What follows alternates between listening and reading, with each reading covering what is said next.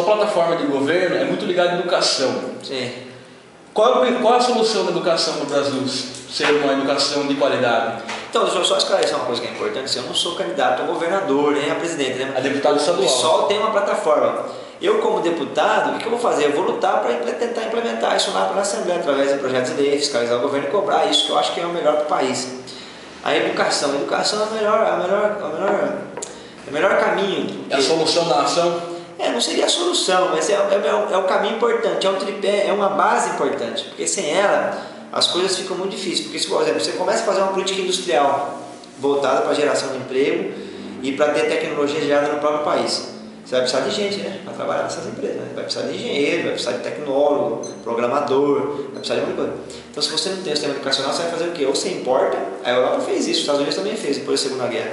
Ou você importa, ou você faz investimento pesado na educação. Então, um país como o Brasil teria que fazer os dois caminhos.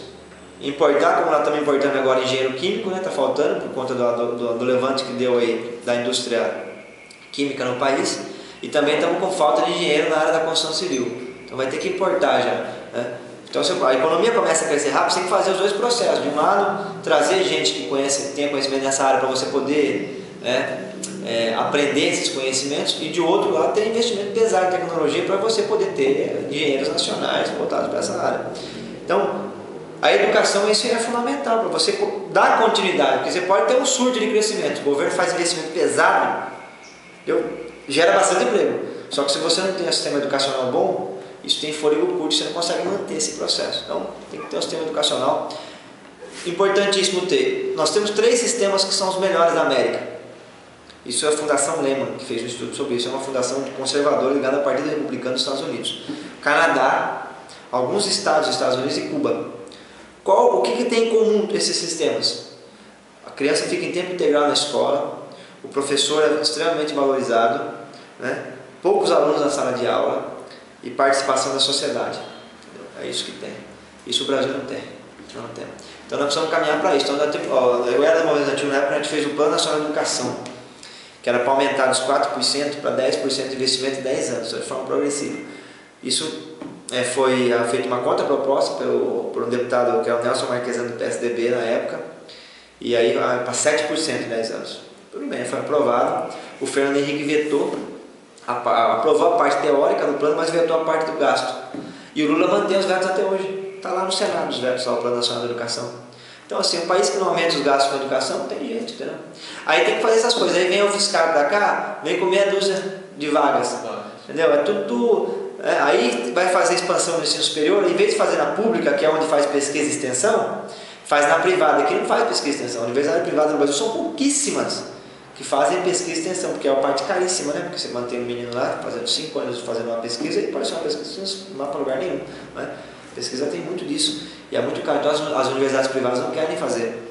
E aí o centro de expansão hoje do ensino superior no Brasil está no setor privado, através do ProUni. São 700 mil vagas aí. Só que qual que é a contrapartida? A contrapartida é que o governo está deixando de arrecadar imposto, porque ele dá isenção fiscal para essas universidades. E como as universidades privadas não fazem pesquisa e extensão, está sendo importante, porque muito jovem está tendo diploma. Mas do ponto de vista de geração de novas tecnologias para o país não está adiantando muito, né? Então nós temos que fazer o quê? O vetor da expansão do ensino superior no Brasil deveria ser o setor público, as universidades públicas. É mais caro, é verdade, mas é onde faz pesquisa e extensão para você ter novas tecnologias. E ter uma base boa, que é ter creche, democratização do acesso à creche, ensino fundamental com 15 alunos, 20 alunos por sala no máximo, e o ensino médio tecnológico e também não tecnológico, um pouco 30, 35 alunos por sala de aula. Professor com uma carreira boa. Se a gente tivesse caminhando para esse sistema no país, eu poderia falar para você, nós temos um futuro bom no Brasil, mas não tem isso, não tem. Hoje 10 milhões de jovens não trabalham nem estudam, né? Então tem um problema aí grave no país, né? E o governo, eu acho que vai ficar um debate para o próximo governo, vai ter que ter a obrigação dos gastos com a educação, senão a gente não consegue avançar. Hoje um jovem não quer ser professor da rede pública. Eu trabalhei na rede pública em 98. Ninguém quer. Por quê? Porque é o salário que paga muito baixo. Ele tem que dar aula de manhã, tarde e à noite, e corrigir prova e trabalha no final de semana. Não tem condição, né? Você é a favor de cotas para negros em universidades? Sou a favor. Por quê? Sou a favor das universidades porque nós temos um problema no Brasil, que é um problema de 500 anos, que ao longo desses 500 anos, 350 no Brasil foram de escravidão. inicialmente de indígenas e depois de afro-brasileiros, né? E isso, esses 350, olha, você vê, nós temos 500. Então mais da metade, né, quase que a totalidade, 70% da nossa história foi baseada na escravidão, especialmente de afro-brasileiros. Então isso gerou que, quando tem o processo de abolição, que é 1888, 30 anos antes, em 1850, teve a edição da Lei de Terras. Olha para você ver como a burguesia brasileira é terrível e é preconceituosa, isso permanece até hoje. Era antevendo já a abolição, porque os países mais desenvolvidos, o Brasil foi o último país grande a abolir a escravidão. Os outros países já tinham abolido. Antes de abolir, o que ela fez? Ela criou a Lei de Terras para impedir que o negro liberto, o escravo liberto, pudesse acessar a terra. Então a Lei de Terras impediu, né? Então o que acontece? Em 1888 você tem a abolição da escravidão e os negros não puderam sair da senzala e foram para onde? Foram para as favelas, para os morros. Para o Rio de Janeiro, que era a maior cidade, que tinha maior contingente de escravos, né? Tinha 300 mil habitantes no Rio de Janeiro em 1888, dos quais 170 mil eram escravos, você mais da metade da população. Foram libertos e não puderam ir para o campo, porque conheciam o trabalho do campo, podiam ir para o campo, lá ter o seu lote, seu sítio, produzir e tal, ia poder ter, né, uma autonomia. Não, foram para a favela, entendeu? Por quê? Porque tinha a Lei de Terras e impediu o acesso do negro liberto à terra.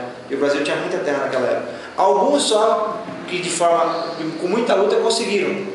E hoje estão lutando aí, que são os quilombolas, né, o Cafundó aqui e tal, estão lutando para poder ter as suas terras reconhecidas. Mas tem gente que é contra, por exemplo, aquele índio da costa, né, que é a Sarah Palin, do Brasil, aí, do PSDB, ontem no debate que teve na Bandeirantes, os candidatos a vice, ele disse abertamente que é contra o reconhecimento dos quilombolas. Você vê como uma coisa no Brasil tem gente atrasada.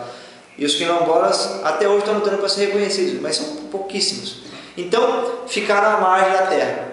Aí o Brasil começou a se industrializar. E quem que foi chamado a trabalhar nas indústrias? Os migrantes europeus. Entendeu? Os negros ficaram mais uma vez à margem do processo. O país foi industrializado, virou a 8ª economia do mundo e tal, em 1980. Veio a Constituição e não tem nenhum tipo de reparação a esse esquecimento, que não foi um esquecimento, né? Essa marginalização histórica da população negra. Então hoje o que acontece?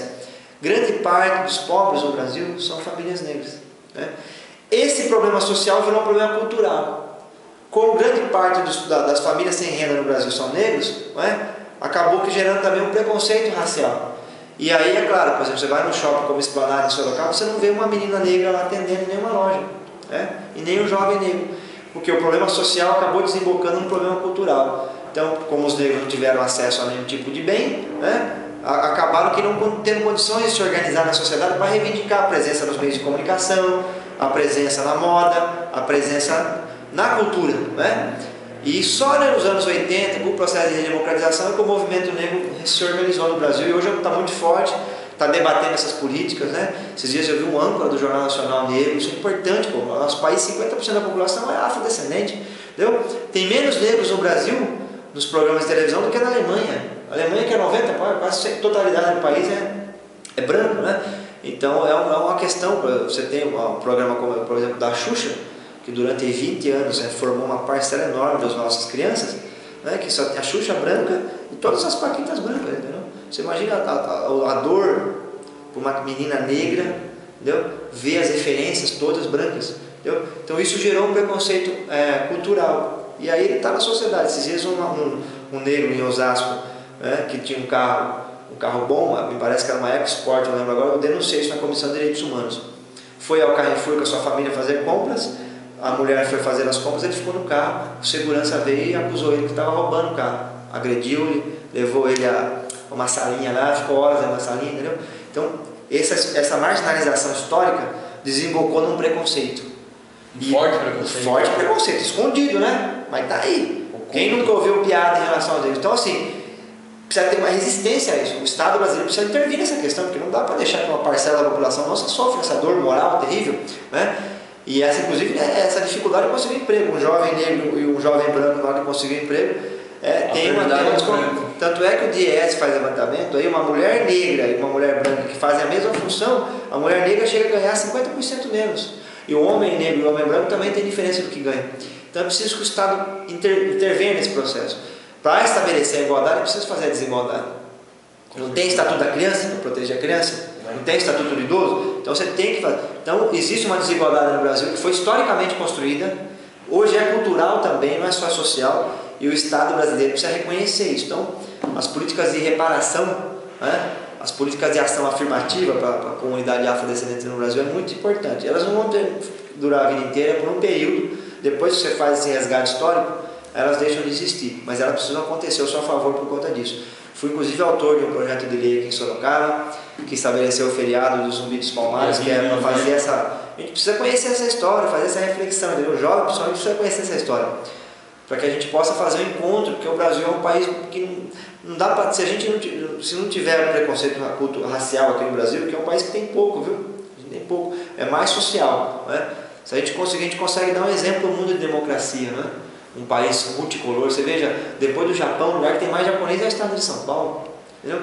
Então é um negócio fantástico isso, né?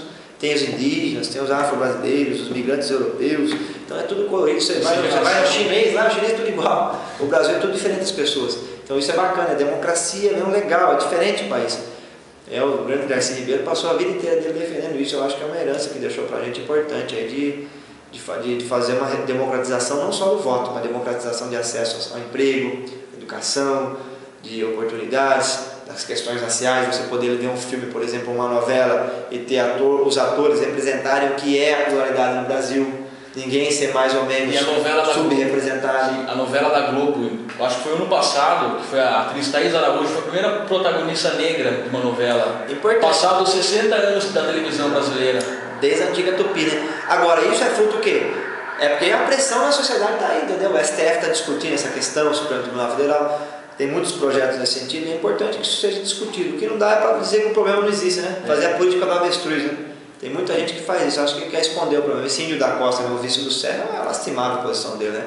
É pior do que a Sarah Palin, aquela neocon lá do Partido Republicano, lá do Mackin, né? Que aliás foi responsável por o Mackin ter perdido a eleição, né? Em grande parte, não só. E o Índio da Costa vai arrastar de vez o Serra para baixo nas pesquisas. Ok, você é ligado muito à educação, seus projetos são da educação. Em 2009, acho que no final de 2009, eu vi uma matéria no blog do Paulinho. O blog do Paulinho está fazendo um trabalho sensacional no Corinthians sobre a sua educação com os jovens com 18 anos e a obrigação dos jovens a estudarem, dos clubes de futebol a estudarem.